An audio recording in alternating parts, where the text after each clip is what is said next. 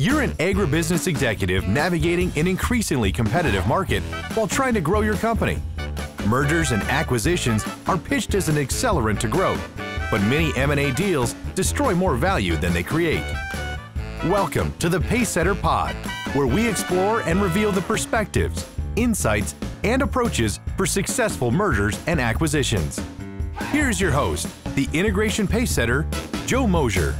Hello and welcome to another episode of the Pacesetter Pod. As always, I am your host, Joe Mosier, founder and principal advisor of Mosier Consulting Group. If you are a leader of a small to middle market food or agribusiness firm and you're looking for an edge in how to execute your strategy and mergers and acquisitions to profitably and sustainably grow your business, this show is for you. It's great to have you listening in, and I really appreciate you being with us today. Today, we'll be discussing a really important aspect of charting out a path for mergers and acquisition success. Unfortunately, and often unintentionally, this is something that's de-emphasized during the work of developing an M&A integration plan to bring two entities together as one. The topic's a really important one, and it all comes down to a question. Who specifically are we creating value for? Who really benefits from this transaction? What, if anything, about this deal should delight and excite your customers? Far too frequently, with mergers and acquisitions, in the fog of urgency, both the deal team and the integration team miss something really important, and that is, have we asked the right questions to make sure that we have the most rigorous perspective and best understanding on how value creation from this transaction is going to be shared with our customers when this is complete. And so that's what we're going to dig into today, how to put and keep customers at the heart of your integration plan, how to create value for your customers during your M&A integration. And so let's get in. There's three components to getting the best answer from those overlooked questions that I want to talk about today. We're going to talk about why this happens. We're going to talk about how you can put the customer at the heart of your integration plan. And then we're going to talk about what is that going to allow you to do. So first, why does this happen?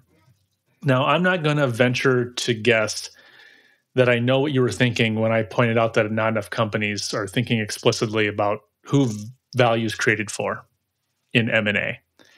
But my experience tells me that it's something that not enough leaders are spending enough time thinking about. Yes, we think about our customers and how we can serve them better. Or maybe we're thinking about how we can serve more customers. But those are generally statements of value that are filtered through what is good for the company and secondarily what's good for the customer as it relates to mergers and acquisitions. They're not really truly thinking from the customer back. This issue is a sibling concern to previous concerns that I raised with the way many deal business cases are developed. We already know that business cases focus on the value expected without maybe always showing all the breadcrumbs back to specifically where that value is sitting, waiting to be captured. Business cases talk about value in terms of articulation, but not realization. We also know that by their very nature, business cases for M&A are bullish predictions on the future outcomes from actions that you're going to take today. Buy co is going to acquire sell co, and within a year, new co will be raining revenue and efficiency, and it'll be great and wonderful. And here we are with all these untested assumptions to prove it. And too often, there's a third weakness that's laying dormant in that business case. What about this deal is going to get your customers excited? What is going to get them to stop, listen, and agree that this is actually a good move for you and for them?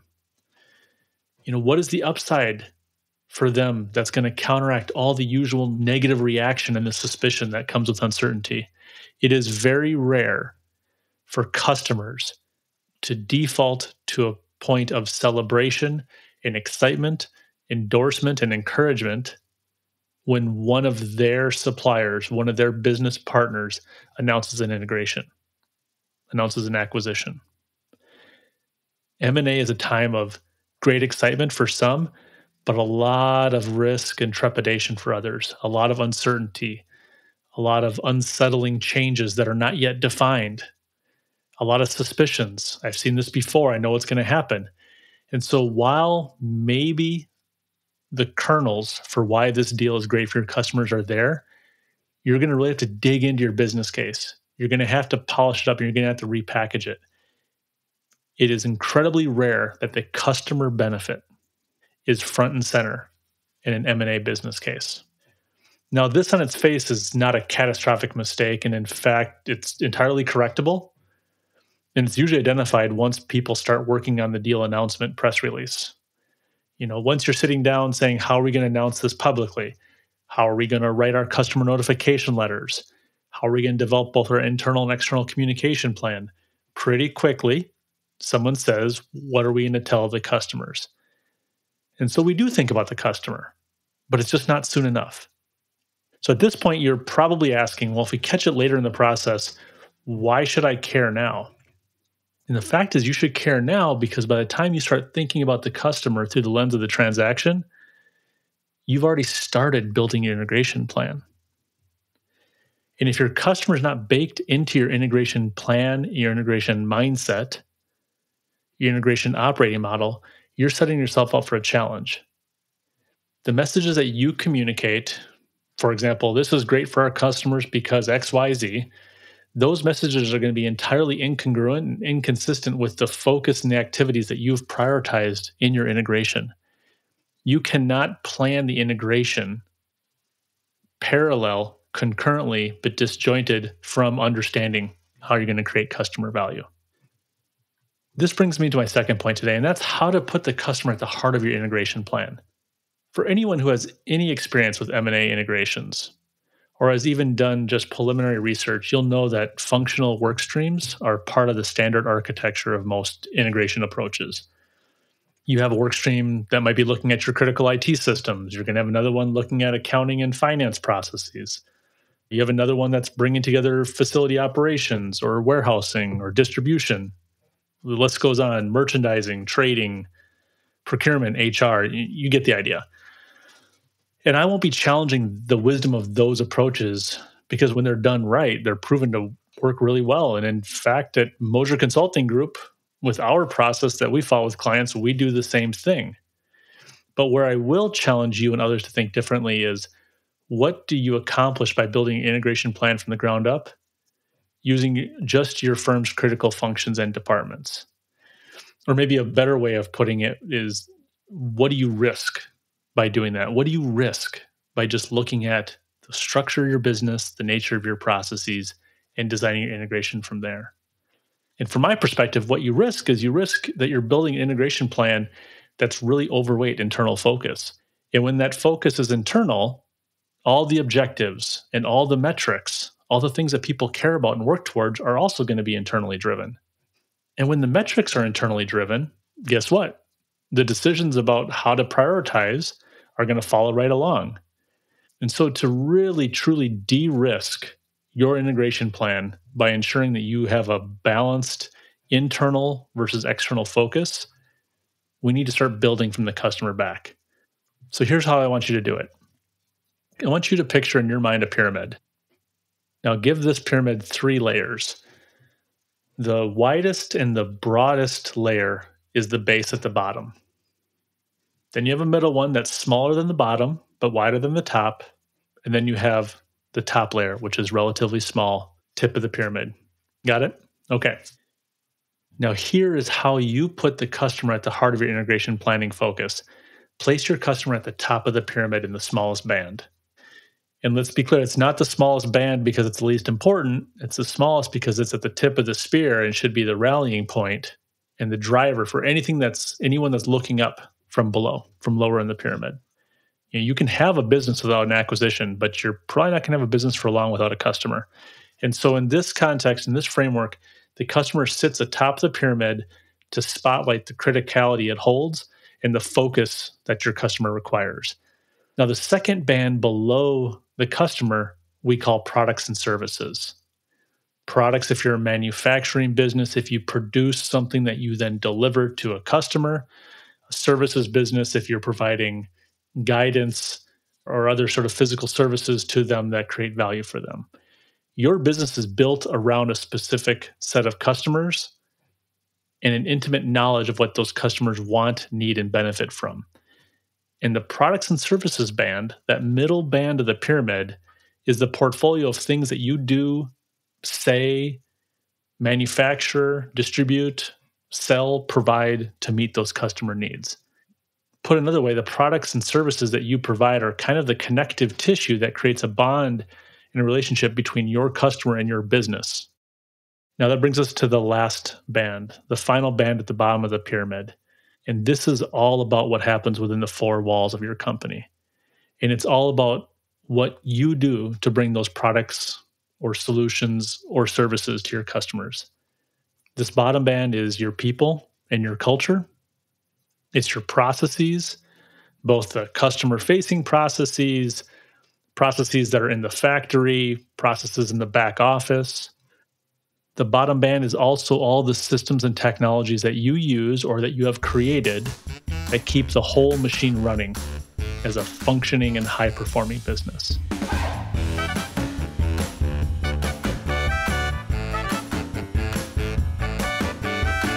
Poorly executed mergers and acquisitions destroy more value than they create. They can set your company back years. To defend your firm's position in the marketplace, you need access to the leading practices that unlock the greater potential of your people, processes, and systems. If you are undertaking a company transformation or pursuing an acquisition as a vehicle to grow, set up a call with Joe by visiting www.moshercg.com.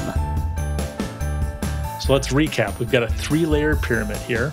We've got the customer on top, products and services in the middle, and on the bottom, we've got people, culture, processes, systems, technology. Now what you need to do is turn it on its head. Can you imagine that? It's now upside down. Kind of looks like a funnel. That's what most integration plans look like. When you build from your functional needs up, when you build from what the business requires up, when you build with a secondary focus on your most important stakeholder, your customer. This type of integration plan focuses on what your company needs. What about our people? How do we sustain our culture? What processes do we need to integrate? Whose systems are going to be used by the surviving entity? We've got 2 financial reporting systems. We've got 2 inventory management systems. We've got 2 point of sale systems. What technologies do we need to keep? Which do we sunset? And then after you've figured out those, you start to think about, secondarily, how do we put our new portfolio of products and services into the market? How do we integrate our costing methodologies so we understand margins and profitability? Do we need a new brand? What about our packaging? What's the name and the logo that's going to be on the salesperson's jacket the next time they're sitting on the customer's farm? And then at last, you arrive at the customer. Who are they? What do they need? How do we best meet those needs? And so I hope it's become clear without me saying it that this inverted pyramid is backwards. Not only is backwards, it's entirely unstable. And the instability of that visual, that framework, is going to translate directly through to your integration plan. Because if your integration plan is heavily focused on all the tasks and activities and focus areas and metrics that are derived solely from what you have prioritized, looking within the 4 walls of your business, if you've started that prioritization at the widest end of that funnel, then customer focus doesn't stand a chance. So to be clear, your integration will need to look inward to solve the challenge of running the newly combined entity. That's the blocking and tackling. That's the dirty work of integration. But you cannot look inward first and expect the optimal results. Successful integrations are built starting with the customer and working back. A common result of focusing within your 4 walls at the expense of your customer is that you effectively outsource all the complexity to them during integration activities. So let me give you a couple examples. If your customers really value being able to call and connect directly with a familiar voice that knows their farming operation and knows their planting rotations, then you need to start with planning how sales rep assignments are being communicated to customers. And you need to think about how call routing is going to ensure that when that person calls you, the person that they need to speak to is the one that picks up the phone, or at least that's the voicemail that they get. Similarly, if your customers are paying you a premium for the high profile custom blend bagged feed that you have, and it's known to have a sturdy, defect free packaging, your shipping manifests are always error free, they can get 2-day delivery to a close retail location with an online portal, your integration plan is going to need to solve for that pretty early in the process. So you start with the customer and you work back. Left to your own devices, left to a business's own devices, an integration plan that focuses on the bottom of the pyramid won't start with rep assignments and call routing. It won't start with online sales portals and 2-day delivery. Your business, you need to shoulder the complexity of the transition period, not your customer. Perhaps one of the best ways to lay off the risk and disruption and resistance that you'll get from customers is by starting with ensuring that the things that they find valuable, the things that give them comfort, the things that make them want to continue to do business with you are front and center in your integration plan. Don't make them suffer the complexity of figuring out how the sausage is made now that you brought these two factories together. And so that brings us to the third and final topic for today. When you do this, because I hope it makes sense what I'm talking about here, but when you do this, what does it actually allow you to do? And there's a number of knock-on benefits. When you apply that customer back lens to these early stages of integration, it enables 3 specific things. First, it's going to set the tone for the integration. It's going to tell everybody involved, whether it's the board of directors, management, line personnel, customers, suppliers, whoever's listening, it's going to tell them that this deal is about growing the business, but growing a business as a means of improving or expanding those products and services that you're providing to the customers that they need. It's going to pull the focus outward before it inevitably turns inward. The second benefit, it's going to surface for you very early on what levers need to be pulled or what needs to be left alone to make this integration as frictionless for your customers as possible. And we talked about a couple of those. And the third and final benefit is that this exercise is going to provide you answers at a strategic and operational and at a tactical level to why your customers can be excited about this transaction and why they shouldn't fear it. It's going to provide not just really impactful talking points for external communications, but it's also going to provide answers to the questions that are likely to populate an FAQ later on. The things that you decide to focus on when you work from the customer back, if you do it well, are the exact things the customer is going to ask about. And when you've got prepared and honest, clear-eyed answers to those, you get through the resistance phase with your customers much quicker. You get them on board, you get them excited, and you move the business forward. So let's recap the ground we've covered today. To win at M&A integration, you need to ask not just how you're going to create value for who. We talked about why businesses turn inward too soon in the process and leave their customers' interests out of the integration planning. We talked about a framework that you can use to ensure that customers are at the heart of your integration plan, the 3-layered pyramid. And we discussed the different benefits that you're going to enjoy by doing this, including setting the right tone, identifying how to reduce friction for your customers, and arming yourself with the messages that are going to reinforce why this deal is great for your customers. So if you've been listening to the earlier episodes of this podcast, and if you haven't, I encourage you to go back now and catch up. You know that we've talked about why M&A is so attractive to agribusiness, why it produces such underwhelming results, and what the cost of that failure is. You also understand the importance of establishing clarity around why you're pursuing the transaction. And after today, you also know how to put the customer at the center of the effort. So I hope you'll join me on the next episode of the Pacesetter Pod, where we're going to tie these all together and introduce a powerful tool called the MVI, or the Minimum Viable Integration. That's all for this installment of the Pacesetter Pod. If you like what you heard, I invite you to follow me, Joe Mosier, and the Mosier Consulting Group on LinkedIn, where we regularly post ideas, observations, and reflections to help you win at executing strategy and M&A in your business.